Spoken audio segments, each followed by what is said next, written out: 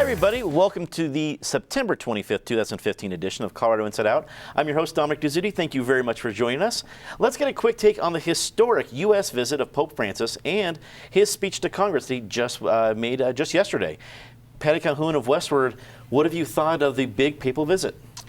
Well, it's a good reminder of just how powerful religion is still around the world. And even more stunning, I thought, than the congressional speech was the speech he gave in New York beforehand, that he started out talking about in sympathy with the tourists who had been killed at the Hajj, the 700 pioneers going to Mecca, and that he brought that up and he was embracing all religions. Really stunning visuals from across the country. Craig Silverman, attorney with Silverman and Olivas, also a radio talk show host on KNUS. Impressed or not impressed from some of the comments we've heard from the Pope? I have not been overly impressed with his trip to Cuba or to America. I thought it was a great PR show for President Obama, but it didn't do much for freedom in Cuba, wouldn't even meet with the dissidents. And then his speech yesterday before Congress, my goodness, that was timid and a little bit feeble. He wouldn't talk about the plight of Christians in the Middle East, begging America to get involved and help rescue fellow Christians. Didn't talk about abortion directly, pulled all his punches. Soft, gentle. He's a simple, kind-hearted man, best I can tell, but I don't think he's giving the Islamic State much to worry about. Penfield Tate, attorney now with QTAC Rock. Thank you very much for joining us. Also a longtime state lawmaker. What have you made from the comments? And while we have Craig's point of view, we've heard from a lot of folks that it's been hard to pin down the Pope on any particular political persuasion, whether it's Republican or Democrat. People have something to find either in support or to argue about. What are your thoughts? Well, I think at first blush, both Patty and Craig are right. I mean, this is a fellow it's been great theater, it's been great show. He has been provocative. He has said some things prior to this trip that have sort of, I think, worried some, for lack of a better term, establishment Catholics who are used to the traditional dogma. But I think he was very measured in his remarks in front of Congress. I think he was going out of his way not to be political in that context, which seems ironic. I mean, he's there before a joint session of the U.S. Congress, and he's being apolitical. But what I think we'll see is that some of his later pronouncements will sort of put that visit in context. I think his visiting Cuba before coming to the U.S. was a clear indication that he's sort of taking a different look at the world than his predecessors. He's been, I think, much more, liberal's not the good word, maybe more expansive in his thinking in terms of how the church ought to relate to the broader world. And I think really this trip was just sort of a hint of things to come. He went to Cuba, he came to the U.S., he's doing these things to lay the groundwork for some other work he may do. I mean, he's turning the Vatican inside out he's been very aggressive politically with firing some of the established guard there. He's overturning the operation of the Vatican Bank. So he's been a revolutionary in his own quiet way, but I don't think he'll be understated for much longer. Natasha Gardner, senior editor of 5280 magazine. Whether folks agree or disagree with Pope Francis, he seems to be getting a lot of conversation going. What do you think? A lot of conversation. Most interestingly, a lot of conversation outside of the Roman Catholic faith. There's a lot of people who maybe have never set foot in a Catholic church who are paying attention to what he's saying, are interested in what he's saying. And it's important as we have those discussions to remember he is a religious leader, not a political leader. So his purpose and sort of what he's promoting is a bit different. What I think is most compelling about him, on separate issues aside, abortion, gay rights, gay marriage, things like that, there's a lot of controversy. But he comes back to again and again a focus on compassion and helping others. That's really his important stance, which is interesting because it's almost like back to basics. This is not a new thought. This is a very old thought in the church, and the fact that he's bringing that out and that message is still so relevant today says something that speaks beyond religious lines. If you're not religious, it's something that you can listen to and say, yeah, that's something I need to put into my life. So that message, if that's what we get out of his visit to the United States, I think is a good one. And also putting his money where his mouth is, visiting a homeless shelter in New York. That's not just lip service. It's a good point. Speaker of the House John Boehner surprised many on Friday by announcing his resignation from Congress effective at the end of October. Boehner said he wanted to avoid a protracted battle for leadership, and his resignation seemingly opens the possibility for a more conservative speaker. Patty, this was the big news on Friday morning. Nationally, we even switched around our own script because of it. When you heard about it, what did you think? Well, when I talked about the power of religion and the power of the Pope, wow, look at this. So yesterday, Boehner has said that was his lifetime goal was to have the Pope speak before Congress. So here, this might not have been his Pope of choice, but here's the Pope. He's speaking there. He had a private audience with the speaker. They talked beforehand. The Pope asked the speaker to pray for him. Then he does. You know, he has this speech. He's weeping in Congress, very emotional. The next morning, he decides he's going to resign. He's going to leave. He gives the reason. So either he saw the light when the Pope was there, or he realized he did not have a prayer of ever getting the Republicans to agree on anything, and he just decided it was time to go. I mean, extraordinary move. Will the Republicans now use this opportunity to come up with someone who will be more obstinate, less able to bring people together? It kind of looks like that. Paul Ryan wants no part of it. Kevin McCarthy's kind of the lead right now out of California. So this was an amazing move following less than 24 hours after the Pope was at Congress for Boehner to say goodbye after 25 years. Craig, politically, I'm sure there's going to be a lot of conversation about now where does House leadership go, but seemingly it has to go more conservative. It's that you already saw more conservative senators like Ted Cruz, other conservative members of Congress cheering this situation. If it does get more conservative, what does that bode for Republicans generally for 2016? I think the Republican base is really disappointed in Boehner and McConnell. Gave them both majorities. They've done nothing to really stop Barack Obama. So they will look for somebody who can get that job done better. I think it's a shame that here Congress loses its highest ranking person of color, the lone member of the Congressional Orange Caucus. And I'm not going to cry over it. Yeah, you can laugh. Thanks, Pam. Don't. You know, he cries enough for me. And yesterday, when he kept crying and he had a handkerchief to dry his eyes, but then he'd blow his nose into his handkerchief, that's not good judgment. I think you need two different handkerchiefs. And for a variety of reasons, this guy is ready to have his time over in Congress.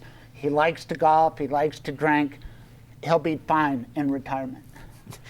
Penn, if you're part of Don't the House... ask me about two handkerchiefs. I'm not going to Okay? ask you about two handkerchiefs, no problem, I promise. If you're part of the House Democratic leadership, right now in the minority, do you look at this as a positive situation for the 2016 election or challenging? I think in that context, you're doing cartwheels, but you stop after the third one because you say, oh my God.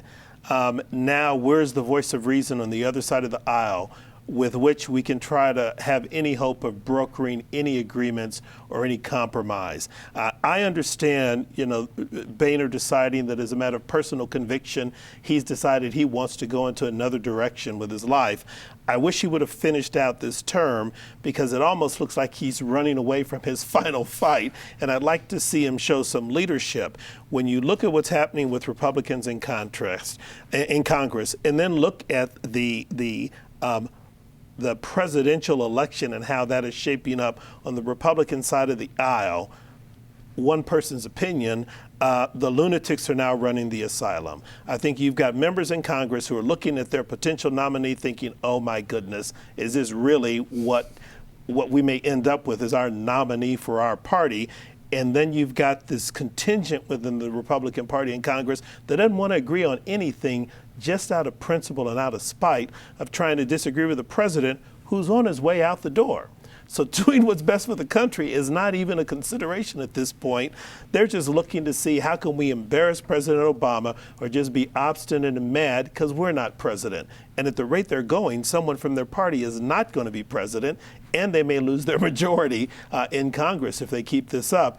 And I think Boehner was probably their last best hope of bringing reason to the situation. With his departure, I think it's going to descend into more of a mess than it is now. Natasha, Penn's right, and the mess only gets bigger with a conservative voice leading the House Republicans into more fighting and maybe a shutdown of government or anything else. Do you think at some point somebody, whether it's from the Senate or at least from the presidential camp that Penn talked about, will want to step in and urge some sort of compromise so at least something's happening before the 2016 election? Well, I'd love for that to happen. I'm just not sure what would actually make it happen. It's been necessary for a long time. You know, here we are, it's fall, the leaves are changing, the nights are getting cooler, and it's time to start talking about a shutdown again. You know, so if it wasn't going to happen before, I mean, yes, it should happen now. I'm just not sure that anyone's going to get to that compromise point. Especially we're spending a ridiculous amount of times looking over the idea of defunding Planned Parenthood, which provides very necessary medical needs to women across this country, and they're not providing a solution of how they would fill or supplement or make those services still available. It's focusing on these one sort of hot topic issues instead of looking at the bigger picture for Americans. So yeah, we need compromise. I'm just not sure anyone's able to do it. Maybe we should just lock them in the room over the weekend and say no Twitter, no Facebook, no Instagram, no Fox News, no New York Times, no interviews. Just do some work. I'd love to see that happen, but I think that's not very likely. The Colorado Supreme Court ruled this week that a workaround used by legislators to distribute funding for K-12 education is indeed constitutional. The decision stems from a lawsuit claiming that lawmakers violated Amendment 23, which requires school funding to increase with inflation and enrollment growth per year. Craig, you're one of our two esteemed lawyers at the table today. You can help explain how this lawsuit went down and really what it means for Colorado education funding. Well, part of it is legal, and then part of it is political. And it's funny how the liberals always come out the way that big public school viewpoint dictates, and vice versa for the conservatives. And then if you look at the makeup of the Supreme Court and the way they broke down, our friend Rich Gabriel was just appointed to the Colorado Supreme Court. He voted with Will Hood and Monica Marquez, liberals appointed by Democrats, John Hickenlooper, but Brian Boatwright made the difference, a Republican appointed by John Hickenlooper. He was part of the majority, the four, in an opinion led by Nancy Rice. So it's like the Lobato case where public schools fought for more funding. It comes down to the base amount and whether you can take away from the supplement to the base amount. And the four said you could, and the three more liberal members said you can't. So it's interesting how, depending on your political perspective, your legal analysis seems to be changed. Well, Penn, then I'll throw it to you for your legal analysis, Sure. regardless of where you're at politically. What did you make the decision? You know, this is an interesting case because it really was a procedural decision, but it brings about a substantive effect. Real quickly, people had filed suit to challenge the negative factor in the school finance formula, saying that the way the legislature put the negative factor into law and applied it undercuts and violates Amendment 23, which was passed in 2000 by the voters to increase funding for public education. When they filed the suit, the state moved to dismiss it, which is a procedural move that says if everything the people who filed the complaint said is true, under no theory of fact or law can they prevail, court, throw the lawsuit out. The trial court said, well, no, we don't agree with that. I, the judge, think that there is a version, there are interpretations that they could prove their claim that this is unconstitutional, so we go to trial.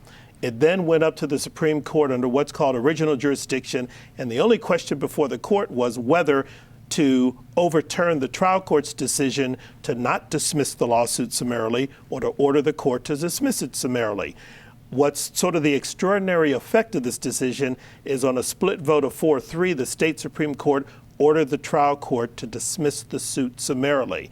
And in doing so, what they essentially said is that the lawsuit as framed, even if you give the benefit of the doubt to the people who filed the suit, there is no interpretation of fact or law that you can conclude that Amendment 23 has been violated. And I think that's extraordinary. I also happen, as Craig's theorized, disagree with that.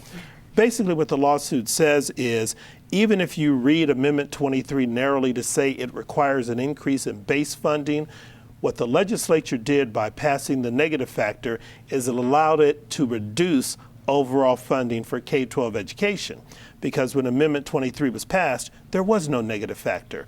So voters who supported it knew that Amendment 23 was going to generally increase funding for all school districts over time. When the legislature changed the formula, they essentially undercut the effect of Amendment 23, which is what the challengers were claiming, and the court decided that doesn't matter. What only matters is technically whether the base funding was cut, and they ruled that it wasn't. So the lawsuit's going to be dismissed, but it's probably not the end of this fight. Natasha, I'm grateful we have very talented, wise attorneys on our panel.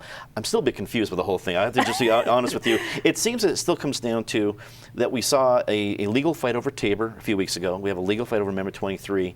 They didn't go the way that the folks who filed the lawsuits wanted them to go. Is there an appetite at Capitol Hill to address these as the legislature and not just as lawsuits?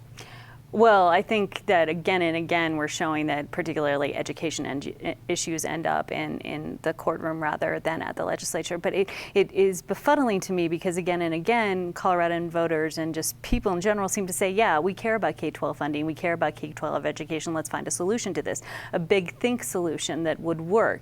And even when we do come up with something like that, like Amendment 23, then it starts to get sort of, stripped away a little bit, or there's changes, or, any economics professor. You don't have to be one to look at it and say, okay, well, Amendment 23 plus recession plus Tabor equals a problem. Something's going to give here. Something's not going to be funded.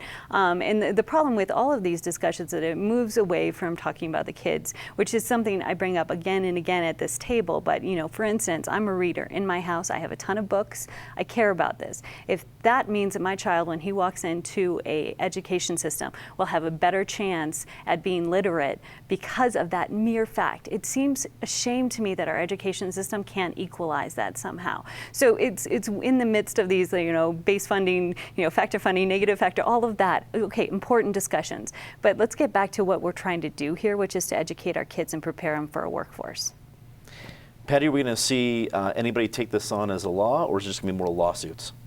I think we will see some attempt in the next year or two to untangle some of the really, really sticky parts of the Colorado Constitution that we've added by Amendment 23, by the Gallagher Amendment, by the Tabor amendments that just keep the budget so tight, and so you can't move things around. So even if you come up with a good educational plan, you might have trouble figuring out where to find the funds and how to adjust it. It's not just education, but education is the biggest chunk. So certainly now with the bipartisan group that is looking into Colorado's future, suggestions that need to be made, they are looking at is there the political and the public will to finally fix the Constitution and just take those knots out of it. The Denver police announced this week that it will require off-duty officers working security to wear body cameras. The decision reverses a previous policy and greatly expands the use of this wearable technology. Penn, people have been in favor of body cameras and their use. Were you surprised about this expansion of the policy? I was surprised the city decided to do it, but I think the decision's the right thing. When you look at Denver's history, Denver police officers have really been able to supplement their income over the years by off-duty assignments. And they get these off-duty assignments specifically because they're police officers, they're sworn law enforcement officers. And so what it's really telling you is whether they're off-duty or on duty, they're always police officers, and that's sort of the way they're viewed. So I think requiring them to wear the technology while they're in off-duty assignments that they get because they're police officers is consistent, and it's the right thing to do because it provides continued oversight. It's a consistent application of policy, and really the reason it's been done for on-duty officers is to get accountability, both with respect to the officer's behavior, but also accountability on the part of the public to deter people from making false accusations about police misconduct because it's on camera. So I applaud the city for doing this. This is the right decision, the right way to go, and hopefully the police officers won't file a lawsuit or the unions. They'll just step in line and do it because it's not necessarily a right that they have to the off-duty employment anyway. Natasha, you've personally done some great work when it comes to covering Denver police. If you haven't checked it out, go to 5280.com and see some of the work that Natasha and her team has done. What did you think when this policy was announced? Well, what was interesting, even before the policy, I talked to the police extensively about the camera pilot and how it worked, and unanimously, the cops were very, very excited about having them. They thought it would help them in situations of accusations of use of force, but they also thought that it helped citizens sometimes maybe calm down when they knew that they were on camera, and there's some national statistics relating to that. So I was surprised when the moonlighting cops were not included in the plan as it was rolling out. I'm glad that they're making this change. I do want people to be careful as they're looking at these cameras. Some people see them as like, hey, this is great. We'll never have any problems with the cops anymore. And there are a whole slew of things. I mean, obviously abuse can still happen. The cameras have to be turned on. But even when you have footage, that footage doesn't always look the same to other people. Eric Gardner is a perfect example of this. We've seen this in a few legal cases across the country as well. What someone sees as a violent act or a move that looks threatening may not look that way to another person on the jury. So while I absolutely applaud the use of these cameras, I think it's great that the moonlighting officers will be using them as well. It's not a solve all for the police issues that we have in this community. Patty, a good call by Denver Police? A very good call by the community groups, too, that complained that the moonlighting cops were not included in this policy. Over the years, many of the problems and controversies involving the Denver Police have stemmed from some of the moonlighting jobs, how the jobs are handed out, how the jobs are handled, and this at least will remove one portion of the controversy. Craig, as a former prosecutor in the city of Denver, I am very interested in what you have to say about this. Well, good. I'll tell you. Does anybody ever worry about a police officer's right to privacy? I mean, are they just a human recording device? For example, at the high holidays in my synagogue, there are always off-duty Denver police officers, and I like to shoot the breeze with them, but am I supposed to think, wow, you're recording everything we're talking about? Look, we're getting used to it in the system, seeing these body camera statements as part of discovery. Instead of having witnesses write out statements, they just talk and we get to see the video, and it gives defense attorneys a lot more to work with. But I just wonder about their right to privacy. Let's get to our very, very part of the show, Disgrace of the Week. And as always, Ms. Calhoun, please start us off. I'm heading up to Boulder, where the University of Colorado, thanks to the Republicans who are organizing the debate, seems to be losing some of the opportunity that the DU had when it hosted the Democratic debate. School looked great. It was a big open discussion. There were a lot of activities around it. And limiting the tickets is going to be a problem. You're not going to have the same kind of free-for-all. Just getting around, it's not like you could ask the candidates questions. With 15 candidates, take a long time. But still, it was a little more open. Craig. Some people think that that advertisement with the children counting down to a nuclear explosion is the disgrace, put out by a group called Advancing Colorado. I think it's right on. I think Michael Bennett was the disgrace, the way he acted on that Iran nuke vote, and the way he hides from the public in talking about it. Penn. John Boehner, he got the majority he wanted for, now he's running away. He could have shown some leadership. Natasha. Volkswagen. I had a colleague today who actually posted that there's a bumper sticker that says "Das Fraud." You can get them on dasfraud.com, and proceeds from it go to help clean air initiatives. Say something nice about somebody. A poignant one this week. Patty, start us off. Well, Katie Atkinson, who we were talking about here last week, always a great addition around the table, passed away yesterday. As one of my writers said, reporters knew her as the golden pundit. She always had great things to say to reporters. But around this table, she was lively, fun, intelligent. And I have to say, I'm glad to think of her up at that Colorado Inside Out in the Sky, where she's sitting down with Ken Gordon and two of the originals at this table, Pierre Jimenez and Sue O'Brien. And wouldn't you love to hear their conversation right now? I completely agree. Craig? I totally echo everything you had to say about our friend Katie. She was special, and she had the courage to come to a place like this, which is largely liberal, and be a little conservative. And she did that before then at Colorado College, which is sort of a liberal place, my alma mater and hers. Katie, rest in peace. You were lovely. Penn. Katie Atkinson, for all the reasons expressed by Patty and Craig. She was one of a kind. Absolutely. Natasha. This is a ditto situation. What a legacy for Colorado and our political system, and reading and hearing the things that have been said about her. Just incredible legacy left for our state, which is great. Yeah. And I'll certainly add to that, as I've been very proud and happy to produce the program for a couple years now, but I've been producing and part of the producing team for almost 20 years. You get to know different people in the community and their go-tos, whether it's to be a fantastic part of this panel or just to answer questions and help you get through some topics. Katie was always one of those people who was not only happy to help us, but provide that kind of balanced input that you just can't get anywhere else. We haven't had her around the table for a few years, mainly because I really want folks to know she's so fantastic. She was working for a lot of campaigns, and usually what we do is if folks and these great pundits that we have featured on the panel, if they're working officially with the campaign, they get rested until they're done with that campaign. Well, Katie was so wanted and needed by so many campaigns. She was always working for some other campaign. She certainly, we would have loved to have her more often, but she was either on a campaign or so busy we couldn't have her on recently. But for longtime fans of the show, they know what kind of critical voice she was for us to include. Always had pretty, whether it was a pun or a funny joke, and someone that I think everybody, to a person who's been around this table, was very fond of. So we'll certainly miss her, but Patty, I absolutely loved your point. We now sadly have a CIO panel up, and I think that conversation will be just amazing between Sue, and I can just see the jokes going back and forth between Pierre and Ken and now Katie. So that will be something I will look forward to, hopefully many years from now, to see, and hope that both all of her family and friends know that we're thinking of them. That is all the time we have tonight. Thank you very much for tuning in. Remember that you can catch any part of CIO or CIO Postgame online, and be sure to check out the CIO podcast on iTunes. For everyone here at Channel 12, I'm Dominic Dezzutti. Thank you very much for watching. Good night.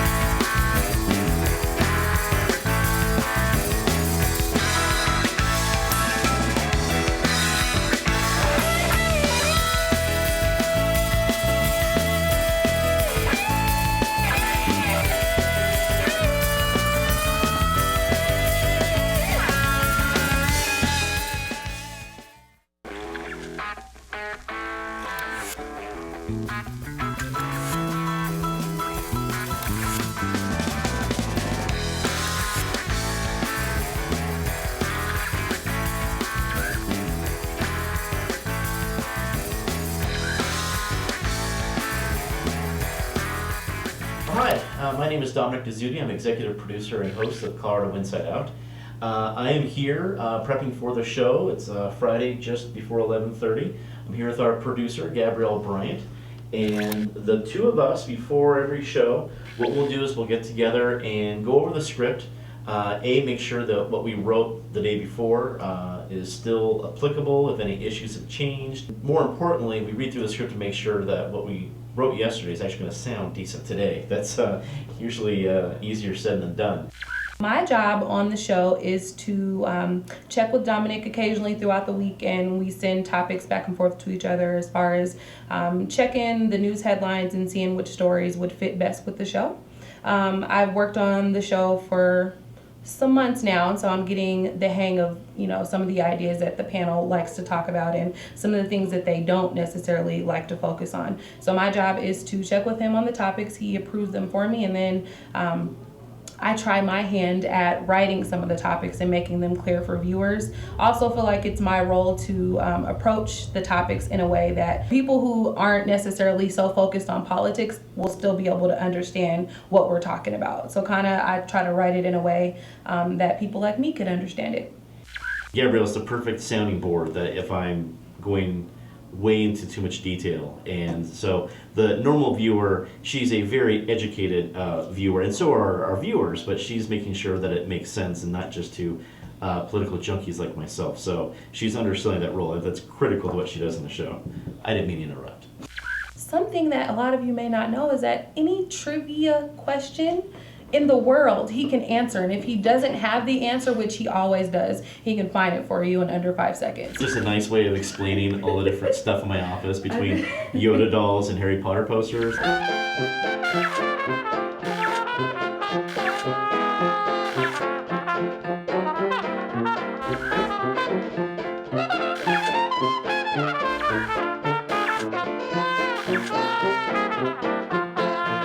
I'm a person of the people. What we're going to do right now is read through the script to make sure it makes sense and sounds good, because it's one thing to write a topic, but it's another thing to make sure it sounds intelligent coming out of your host's mouth, which can sometimes be a challenge for this particular host. We do our very best to make sure that the script doesn't set a bias one way or the other. It doesn't put any sort of judgmental words. Now, no script is going to be perfect, but that's what our panel is for. They're supposed to bring the opinion. Our topics are supposed to simply set up the idea and then let our panel get to it. So we try to get as basic as possible.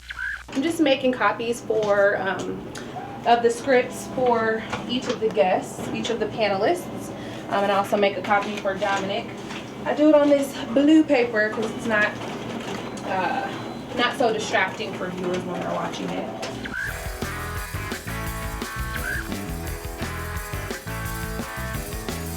With the trusty makeup tea, I think we're in good shape. Let's go.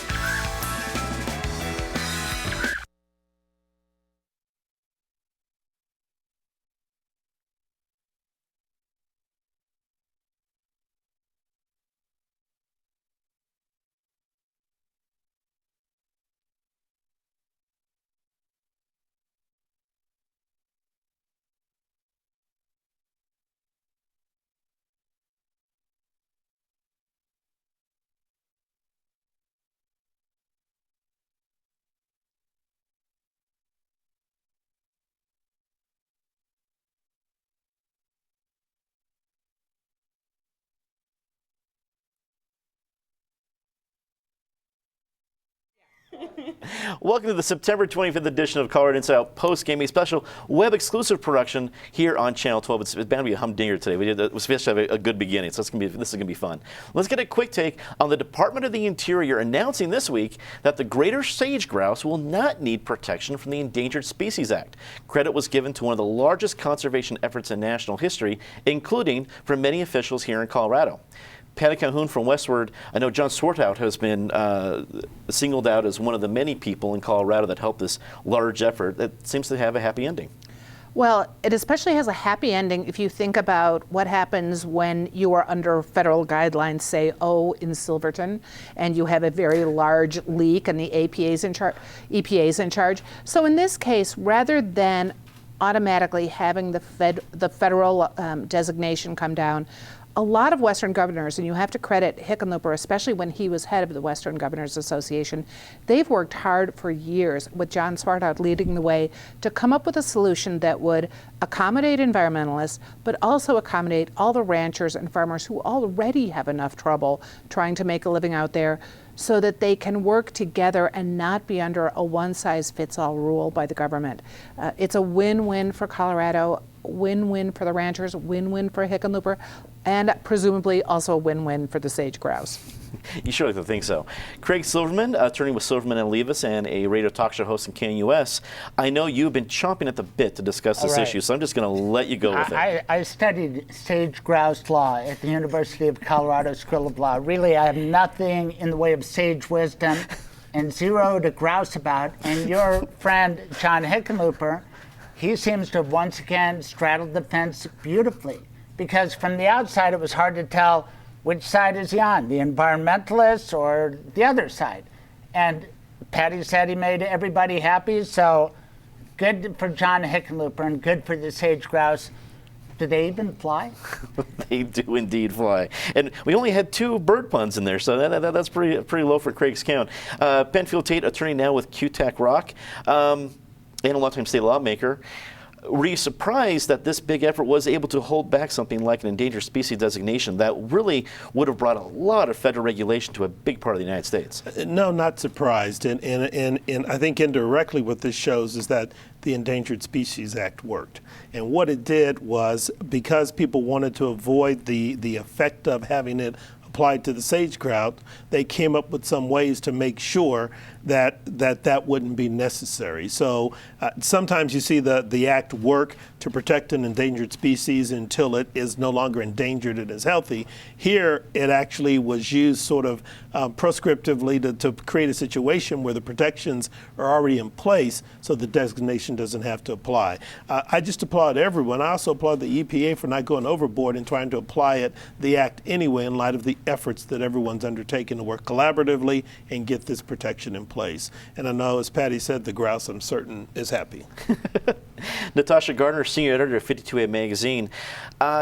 Could this big effort, I mean, when I say big, this is one of the largest in national history when it comes to conservation efforts, be a model for future ways to cooperate with all these different Western states on something this big? Cooperation. It's What? such an amazing idea. Yes, I think it could be a model for that. I also hope it's not the only time or the last time that we talk about the sage grouse at this table. And here's why. They are an indicator species, which means that they are sort of an indication of what's going on in the ecosystem of the prairie. So, use the canary in the coal mine analogy here. They're the canary of the prairie, and they tell us how healthy our system is. So we need to keep on watching them and keep on counting them. And depending on who you talk to, that number is either high or it's low.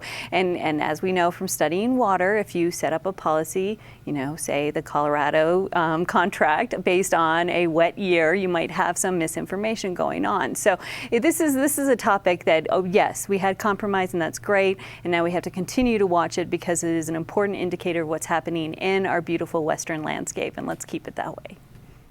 That is all the time we have for Colorado Inside Out postgame this week. Leave us a comment, tell us what you think. For everyone here at CPT12.org, I'm Dominic Dezzutti. Thanks for watching.